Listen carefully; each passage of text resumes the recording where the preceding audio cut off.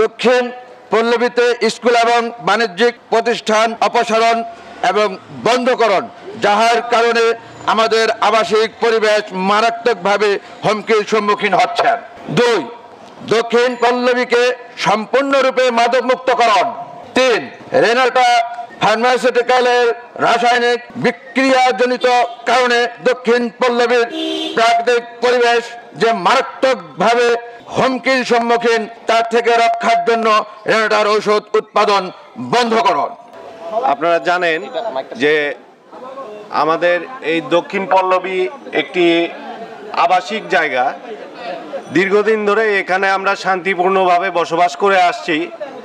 এখানে আমাদের যারা ছোট বাচ্চা কাচ্চা এবং মা বোন আছে, তারা নিয়মিত রাস্তায় হাঁটাহাঁটি করেন, খেলাধুলা করেন।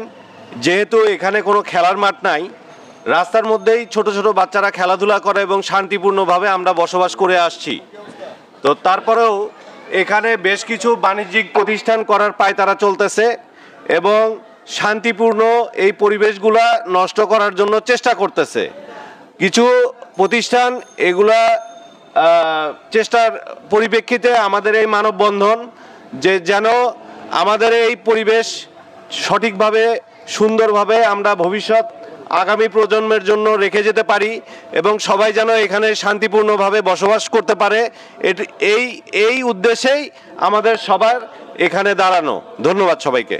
থেকে এই জায়গাটা একটা ঐতিহ্য আছে, যারা অনেক পুরনো এখানে যারা বসবাস করছেন তারা ভালো জানেন এবং যারা এখানে আসেন তারাও বুঝতে পারেন যে একটা ঐতিহ্যবাহী এলাকা।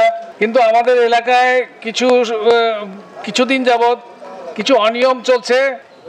যত গত 15 বছর ফ্যাসিস্ট সরকারের আমলে যত্রতত্রভাবে স্বেচ্ছাচারিতা চলেছে। সেই স্বেচ্ছাচারিতার আদলে আমাদের এই অত্র এলাকায় আমরা সুষ্ঠুভাবে, যেখানে আমরা 82-83 সালে বলা হতো, কন্ট্রাক্টররা আসলে বাস কন্ট্রাক্টররা বলতো যে সিঙ্গাপুর এসে গেছে, আপনারা নামেন। সেই সিঙ্গাপুরের অবস্থা আজকে বেহাতি খারাপ অবস্থা।